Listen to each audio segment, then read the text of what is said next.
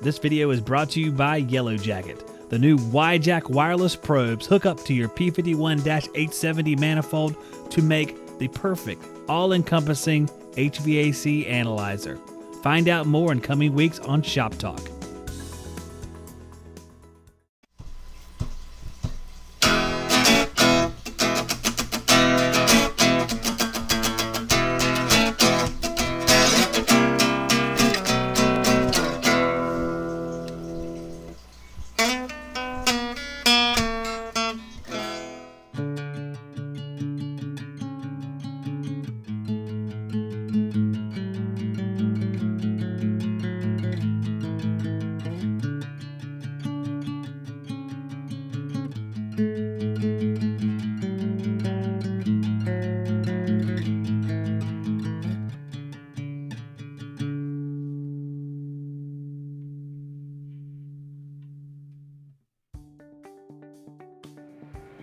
Thank you for calling Johnstone Supply. If you know your party's extension, please dial it now, or for the employee directory, dial pound. For air distribution or Goodman parts and equipment, Johnstone Supply speaking. How can I help you?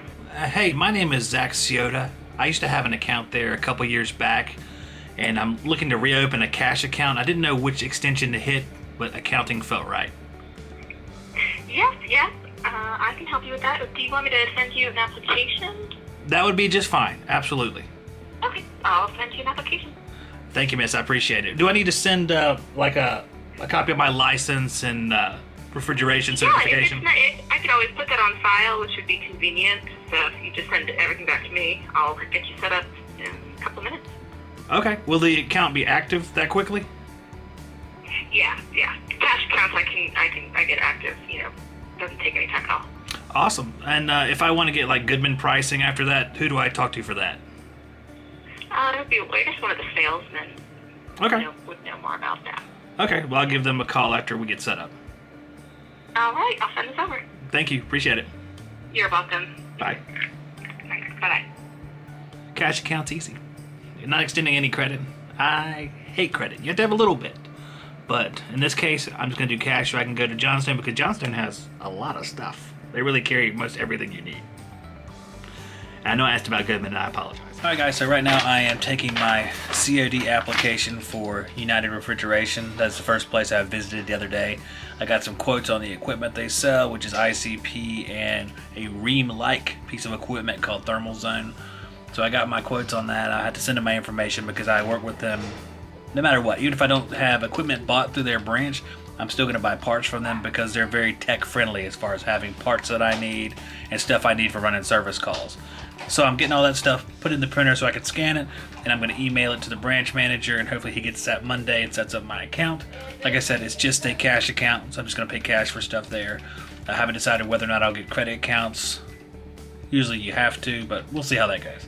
I don't like to do credit, but sometimes you have to have credit, especially when you're going to have a sizable business, because you have to have that credit to make sure your day-to-day runs smoothly and isn't affected by cash flow dips.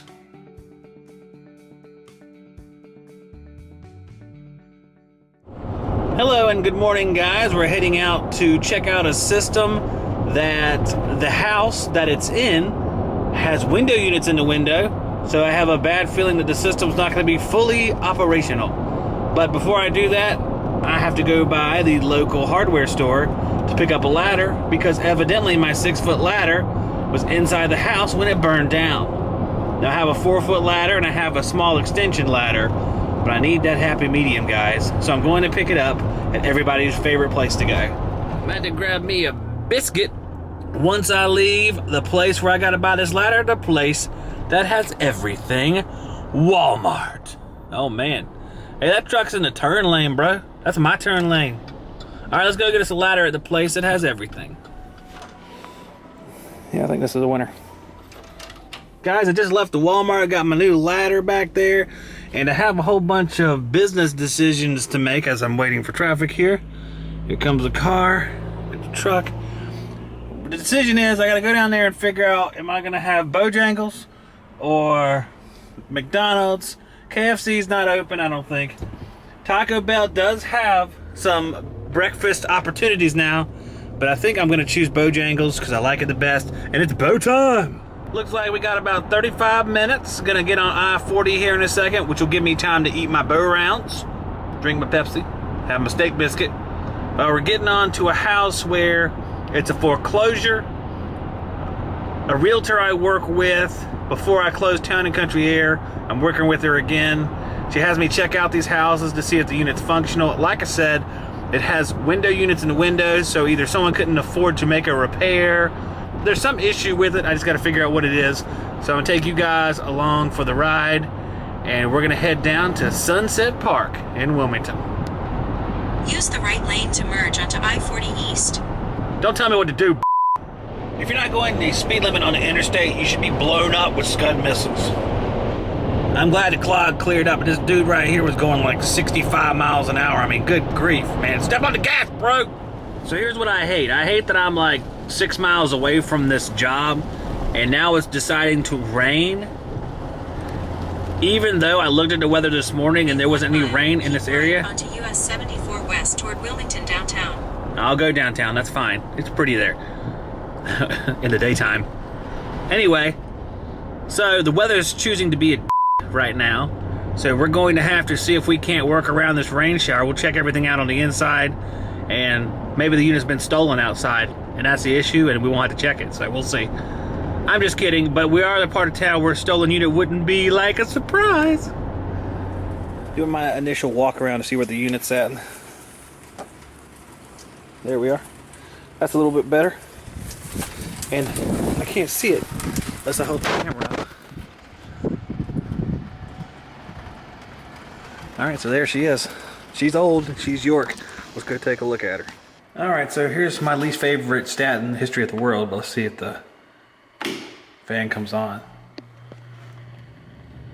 Oh, the fan works. Alright. Well, I'm gonna take a look upstairs because I bet the unit's right in there. Should be. Take a look upstairs and we'll see what happens and what doesn't happen. I'm gonna check it out, take a look at it, see what condition it's in, and then we'll test run it and all that good stuff. And I'll take you guys along for the ride. The wild ride of HVAC. Since it wasn't raining, I decided to run out here real quick so I can check things out. And we got our disconnect. You know, it's old. Definitely a different motor. I like that, that's fun. Okay, let's open it up and see how she looks.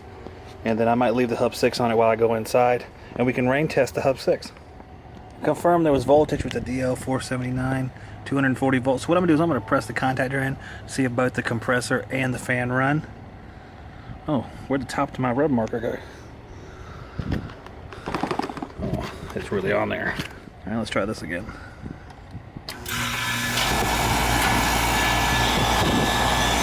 So they both run. That's good. This is a 30/5 that they're only using the 30 on. And we're good. I just looked over and saw this, the blade moving around. It's so close to those wires hanging down for that reversing plug. So close. Our other capacitor is a 12.5. We have 12.8, so we're good there. So both the run caps are good. A lot of times when people change these fan motors, you see that they will leave out little conduit that goes in between the fan motor and the unit. That's something where we could get some maybe 1/2 inch seal tight and fix that up, but that'll be a suggestion that I make. Plus we need to encase this reversing lead over here because it's going to end up getting hit or just rot out in the sunlight. So I have a little connector hose I put on here for the hub 6. I was going to put one here and one here, but when I was going to purge the hose, this is what I heard. That's not a whole lot of pressure, guys. I'm going to put the Z manifold gauge on here. We'll check it out, but it looks like this thing's probably going to be low in gas. Well, negative is low in gas. -8. Good grief. So that's dead charge. See what kind of metering device we have out here. I think there are pistons on both sides, so it's kind of odd that they'd be pumping down. That's kind of weird. But that's where we're at. Wow. So this thing is not in good shape. So this is our air handler. This is the York air handler that pretty much ended in like 2011 or 2012, I think. F2RPO 32.5 tons. Serial number A045. So I'm going to try to look up how old this is. It's been around for a while. So I think it's probably between 15 and 20 years old. Not positive. It actually looks pretty good. We're going to take it open and look inside of it. It's kind of irrelevant, so system needs to be changed out, but I want to make sure I'm pretty thorough here and take a look inside here. Maybe I see some streaks of oil on the coil or something like that. Okay guys, according to my phone and the internet, this air handler serial number A085, the 0 and 5 is 2005. So, and then A is the location of the manufacturer, and then we have our model number over here, F2RP030, so it's 2.5 tons. Someone's calling me. Potential spam. I don't like spam. It tastes bad. Alright. So 2005, that's 15 years old. It really kinda, to me, this unit probably needs to be changed out. It's funny. First 2 service calls will go on, the unit needs to be changed out. Of course it does. So, I don't know if they'll get me to do this or not, but I'm just here to look it over, see what's what. Ductwork don't look half bad for being in the South, bro. Flex-erific. Flex everywhere. A little bit extra insulation on top, too. Look at that. That's nice. Okay, so I'm going to button this thing back up. Leave the power off to it because it's not doing any good. I might test the heat strips just to see if they work. Oddly enough, in the pan, it doesn't look like it's been flooded or anything like that, which I would expect, like it froze or something. But it might have been a blowout with the refrigerant, so it could have been a real fast deal. So, who knows? Who knows? But the compressor worked, the fan worked, so it wasn't like a terminal blew out or something like that. But, alright, let me check the heat strips real quick, see if they work or not, and then we'll call it done on this one until they decide what they want to do. We can do a leak search, pressure test, whatever they want to do, but this is just, they send me out here to just check these things out and let me know what their condition is. That's all it is. The blower's running at 1.6 amps roughly, and we are good to 2.2, so we're good there. Alright, let me see if I can get these strips to come on. We got 23 amps coming through here, so we have 5 kW of heat strips. They run about 20 amps per 5 kW at 240 volts. We do have a number 10 wire, so it should be 5 kW. The air handler's 2.5 tons, so it's a little large to have such a small heat kit. So I might double check outside. I don't think I could see the serial number and information for the outdoor unit. I'll double check again just to make sure it's not a 2-ton with a 2.5 ton indoor unit that they put in to make like 13C or something like that, or 12C or whatever they did. So the heat strips are working, so those are good. So it will heat if they need it to. I'll probably set it back down on like 50 or something like that because they don't want to be running any heat strips in some foreclosure. Alright, so they do work. Blower works. Everything's amping right. Unfortunately, it's just kind of the refrigerant issue is going to be the big issue with this thing. It's going to be hard to save this system because of the refrigerant issue and because it's R22 refrigerant. But we'll see if they want to do a leak check. That's fine. We'll come back and do a leak check. Might investigate this a little bit further. Maybe kids were huffing it. People are always saying that. That never really happens, does it? Do people really huff refrigerant? I think they might. I think some of the people on YouTube do. I think I might. Holy Alright, let's get out of here. Good morning, Miss. How are you doing? I think I figured out why they had window units in the window. There's no refrigerant in the system, so evidently it had leaked completely out, and it was just not functional any longer. There's some wiring issues with some of the replacement parts that have been put on, which would have to be corrected. The big thing is the refrigerant loss. Since it has 0 refrigerant in the system, it obviously leaked out somewhere. So there's a couple different things you could do. It's a York system from 2005, so you really only go one of 2 routes. It's either you get a different system for the house or you try to find the leak. Leak testing probably cost a couple $100 to do, to figure out where the leak is at. It's really a question of what y'all want to do with it. So, but that's the big issue right there. It's a substantial issue. I'll send it to you whenever I get back to the office. You're welcome. Bye. I like to give people their options because, well, this is a little bit different than some of the other things. Like if this was a residential setting and I was dealing with a homeowner, you'd really want to kind of push them toward replacement because they're the homeowner. They have the long-term investment in the property. With someone like a realtor on a foreclosure, sometimes they're going to want to do something that's more bridge the gap style fixing. With this particular unit, let me give you another tip before you really get into this. Don't come in here and try to service the entire world try to find the leaks and all sorts of stuff, because they may not even want you to find the leak. They might just want to find out that the thing's not working and then replace it or something like that. So give them what's wrong with it, go through it, make sure you check everything, make sure you know everything that's wrong with it, and then give them the report and let them decide what they want to do.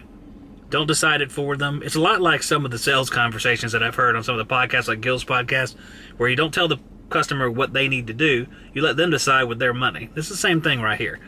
So if it were my money, I'd be getting a new system because it's 15 years old. It's obviously in a bad spot. Someone's been repairing it in a not so good way. You can see from the outdoor unit. So we'll see what they want. I'll type it up when I get back to the house. I'll send it over there today, and maybe they'll get back to me in a timely fashion. I don't know, maybe we'll have 2 change-outs right off the bat. It's kind of insane. I realized something today too. Got my ladder behind me and stuff. I really need a work truck. I need something, like a van or something like that. So maybe I can start looking for that. Maybe just like a cheap van. Maybe I'll go to wherever NorCal gets his vans from and get a van. That would be nice. I need a nice $500 van that'll last 200,000 miles. Yeah, that'd be great.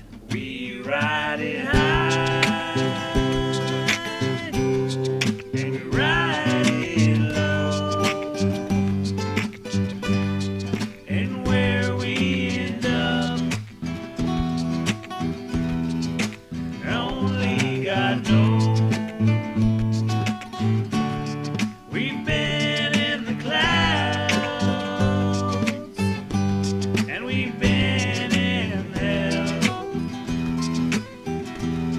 So why do we do